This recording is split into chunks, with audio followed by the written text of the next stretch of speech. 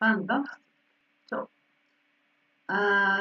today, as I said before, we're going to start with species of counterpoint,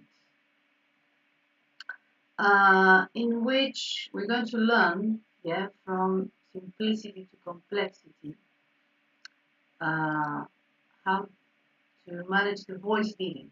Yes, it is. I cannot see you. It disappears. Where she went? Hello, yes, sorry, there was knocking the door and the microphone. Sorry, I didn't want to the camera like. And voila, you appeared. There you go. So I was saying that the species of counterpoint is an amazing technique for composition. Yes, it's a proper study of voice leading. Yes, we do it in harmony, but counterpoint is a technique that brings independent voices together. Yeah, let's start.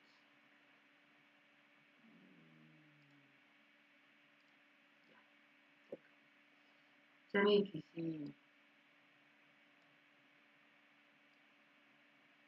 or if you don't see. Yeah, good. So we're going to start with two parts. Yes, two voices. But in this case, they're going to be independent lines. Yes, four melodic lines is nothing but actually a chorale. Yes, in a way. So we start with two. Yeah, and now we're going to see how can we apply this in composition through a technique that Felix Salzer called melodic prolongation. The study of counterpoint started with Joseph Fuchs a long time ago, but we are not going to, because it's a little kind of old-fashioned book, and I mean, you're more than welcome to read it. Yes, actually, this one, the study of counterpoint, yeah, and you have the first appearance, it was in 1725, yeah, but the language, yes, is a little bit too old-fashioned. Yeah, so we're going to combine, just going to take the technique away from the book. Yeah. Although, yes, great composers studied with that, Bach, Beethoven, Mozart, so they did pretty well with the book. But if you want to buy it, yes, the book is called The Study of Counterpoint, and you can use the books Gradus a Parnassum. Yeah, just saying. If you want to go to the source, this is the source. Yes, although, to be fair, he didn't invent the speeches; they were already. He wrote the treatise. Yes, but the technique was already there. So we're going to start with two-part counterpoint, or two melodies. This course in which two voices conduct each other independently, combined to form a coherent whole. Voice leading means that each voice organizes itself while combining with the other to form an intelligible musical fabric. We're going to see examples from it. Cantus firmus, remember that word, those two words, because they're extremely important, is one of the voices that participates in this musical fabric. Its primary function is what the name indicates, unchanged melody. So it's a given melody. Yes, a previous voice on which another voice is elaborated to perform the counterpoint. And actually, the counterpoint started like that. Remember the previous lessons in which we saw that a Latin text, a Gregorian chant, they added the voices on top. You have some character. The cantos will have some characteristics. Then, in free counterpoint, you can use whatever you want. Yeah. But at the beginning, to learn the technique, we're going to use cantus firmus. The voice that is created based on the cantus firmus, from now on CF, by the way, is called counterpoint. Throughout the species of the strict or pure counterpoint elements will be introduced from the simplest to the most complex, where the use of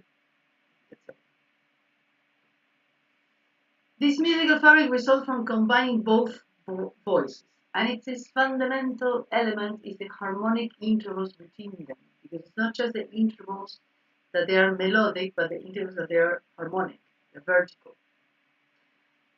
Every time the cantus moves, the counterpoint must include consonant intervals as a result of a horizontal conception and not of vertical or harmonic thought. Now, upon the cantus firmus, the counterpoint, it will manifest in 5 different species. The first species, the first one we're going to see today, is not against the cantus firmus. Same rhythm, always. Second species, two notes against the cantus firmus. The third species, 4 notes against the cantus firmus. The fourth species is suspensions. It's a suspended note that clashes against the cantus firmus and then resolves. And the fifth species, where each of the above species will be, this entails the whole technique that we're going to see. Yeah? Bach, Haydn, Beethoven, Mozart, everyone, yes, knew this very well and used it. Yeah? Mastered it. Now, we're going to combine this study with another book, which is the Counterpoint Composition and the Study of the Voice Leading of Felix Salzer, because he applied that into some techniques that he himself, into some techniques that are called melodic prolongation and chord prolongation. Yeah. So it's very interesting because we already saw it in harmony, actually. The first piece of counterpoint, we're going to see the relation between these techniques of this Felix Salzer, yes, and the strict counterpoint, yes, which is the first piece. Okay, contrapuntal motions, and as you have done, here.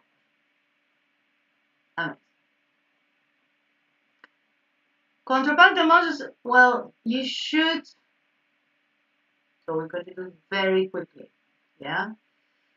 When two voices move note against note, we find different movements between them. These movements can be categorized in 4 types. Similar motion, yes. Oblique movement, or motion, contrary motion, and parallel motion. Now, anyone doesn't know what I mean? Parallel motion, contrary motion, oblique motion, for example. It is oblique motion. Can you explain what oblique motion is? When one voice is staying and the other moving. The same way. The same, yes, to the same intervallic distance, yes, because we have similar motion, curious.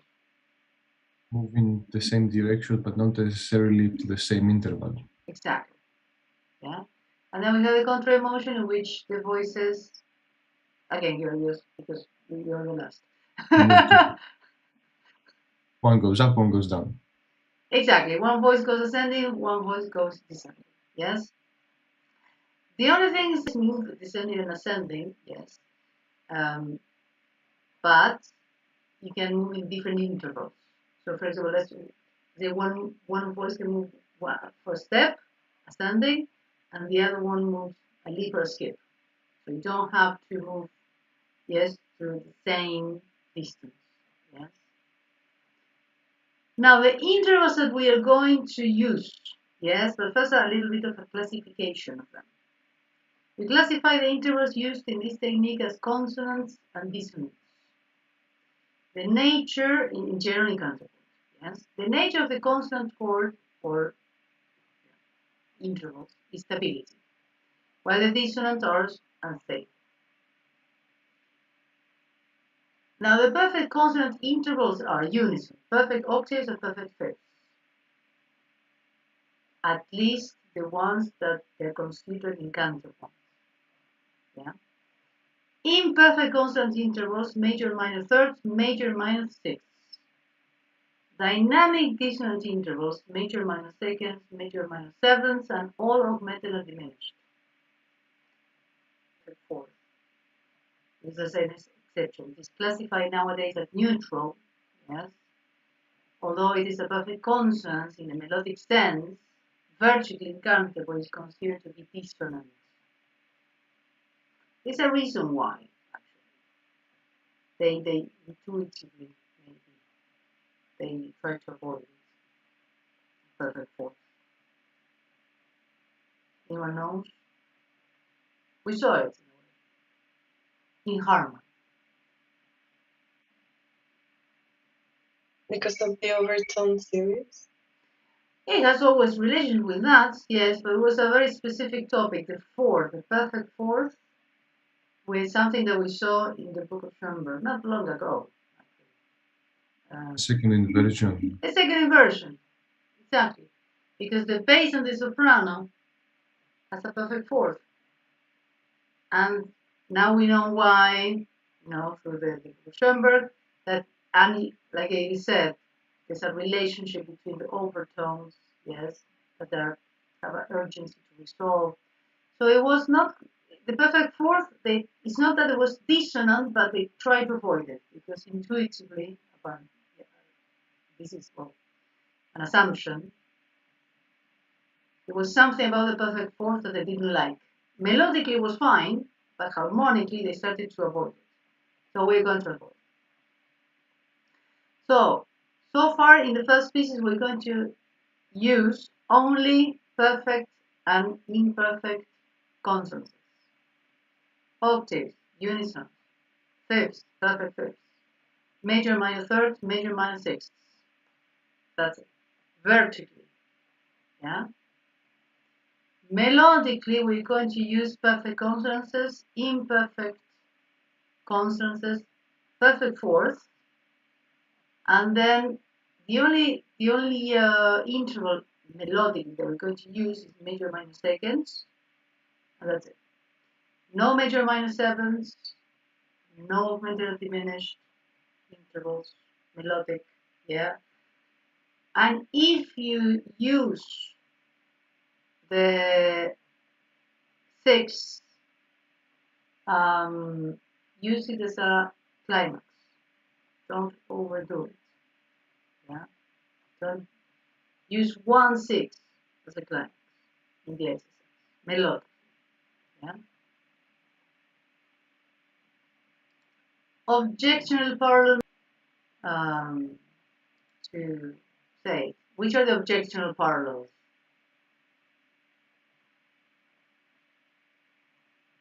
You already know it. That's why we're not going to see it. Objectional parallels or forbidden intervals. Which are they? In harmony. Yes, you're. Eighths, fifths. Exactly. That's it. Yes. So no parallel octaves, no parallel fifths. Yes. You already know it from harmony. Yes. Now just you have two voices. Don't do that. Yes. Why was the reason why? Let me see if I remember. Now why we don't use parallel fifths, parallel octaves in a chorale between voices. The eighth is because it is as if we have eliminated one voice. It takes away the Independence. yes. Exactly. Fantastic. And the fifth, do you remember why? No. It's very similar because it's connected with the overtones, at least this, we saw this in Schoenberg, is related to that because the fifth is the closest. yes, to any note, it's fifth. Yes, in the overtone series, is the first harmonic. You have the first harmonic is the actual note that we play. Second harmonic is one octave higher, octave or an octave. And then the third one is the fifth. So, and then you have, the double octave, the third, the fifth again, yes, the seventh, but then it goes. But those intervals of the bass note. So, if independence is, we are looking at to be independent of the voices. Well, those two intervals, just the first, two overtones, are not are not the most suitable if we want independence. Very good. Elements of contrast between voices, because these, remember that the counterpoint are two interdependent melodic lines. Why I say interdependent? Because it's not that what happens with one has nothing to do with what happens with the other. No, actually, they have elements of contrast, but they have to have a connection between them. They have to stand by themselves if you play it separately, but they have to make a whole. Yes, that's the difficulty about counterpoint. Yeah. So the counterpoint has to achieve a degree of variety and independence concerning the cantus firmus, connecting the consecutive sounds as smoothly as possible. The melodic climax in both voices has to achieve independently, independently, and proceed from here to the end. In other words, the entire melody is articulated without generating isolated moments or isolated notes without any correlation with the other. Yeah. Why I'm saying this? Because it's very usual that at the beginning the counterpoint you're obeying the rules. Okay, well this is a third, it's a stage one. I don't have parallel octaves. I don't have parallel octaves. Fine. And the result is leaps with no connection. Yes, jumps, and there's no. They're isolated intervals. They don't have any connection whatsoever. Yes. So that's not the point of counterpoint. The idea is to create new melodic movements at all times. So basically no sequences and no repetition of intervals. There are no motifs. Yes, no repetitions. It's always something new. Each melodic climax must not match. Each line has to provide its unique peak. So both of the lines have to have their own climax in different times of the melody. Both voices cannot exceed 2 octaves between them in the vertical aspects, as they will be heard as separate and disconnected. Yes? Because we're talking about, imagine bass and soprano, bass and alto. Yes? So no more than two octaves. I would say 2 octaves is the absolute maximum. Yes? Suggested a compound fifth. Yeah? If not, they lose the connection. You have the feeling that one voice is playing in one place of the room and the other voice is in another place, completely disconnected. Yeah. Contrary movement is preferred above the rest of the contrapuntal motions because it's the one that provides more an independent movement. Yes? Dependence between the voices. When a voice leaps or skips, is preferable, not mandatory, preferable, that the other one moves in step progression or vice versa. So they complement each other. That's why I said interdependent. Yes, because you can hear one, yeah, you listen to one, and independent. You can link to the other one, but we need some elements of connection and some elements of contrast. That's a good counterpoint. The elements of contrast is, for example, that each one provides some climax. But this, for example, the idea of, okay, if one skips, one leaps, yes, and this also contrary motion brings an element of unity. Yeah. Any doubts? Okay. So, how is this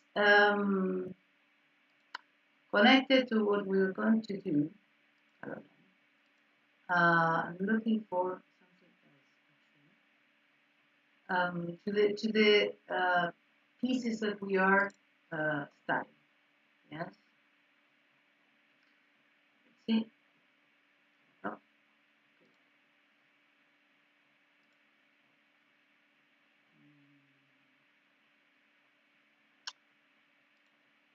Okay. The Cantus firmus, I will give you myself some melodic lines, yes, because the cantus firmus is located in the upper voice. Sorry, the cantus firmus is a line that starts and ends with the same note, yes. It has certain characteristics, very, very stable, yes, upon which you're going to compose another line. Now, the beginnings. When the cantus firmus is located on the upper voice, the accepted intervals are perfect fifth and octave or unison. So when you start, yes, when you start, the cantus firmus is in lower voice, you can have octave, unison, or perfect fifth. Those are the three. The cantus firmus is located on the lower voice, just an octave and the unison is accepted, not a fifth. There's a reason why, not the fifth. If you start, let's say on C, yes, the lower voice, the cantus firmus, and start on the fifth, G. The G is naturally the fifth. C, the scale. Yes, so harmonically words. Overtone series wise words. If you start with C, cantus firmus, and a perfect fifth below is an F, because you cannot do the dominant. We're not talking about dominant of the scale. There is G, but if you put the G below, it's a fourth. So now the F is a fifth. If we consider the F as part of the overtone series, it's 11th. 11th harmonic. Extremely far. So you don't connect with, you're not establishing any relation with the true tonic. Yes. You will think that you're in F major, let's say. I'm talking more in modern yeah, speech. You will think you're not in C major, it's in F major. So that's why. So when the cantus firmus is in the upper voice, you start just with the unison or the octave. The endings, yes, the cadences. The cantus firmus elaborates a melody that starts and ends on the same note. The tonic, which is considered the ultimate restful function in the scale. Over the end, this voice makes a melodic cadence, not a harmonic cadence, because we have two voices. Yes, so the harmonic cadence is hinted, let's say, that is formed by two sounds. The supertonic, or second degree, of the scale on the cantus firmus, on the cantus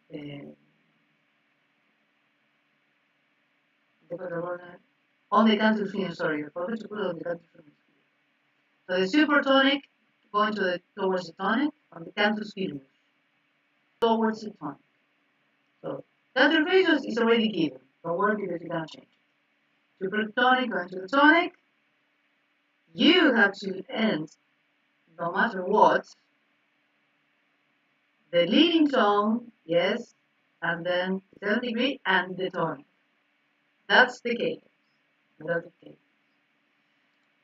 Now we have an example of fast pieces here. So if you see the intervals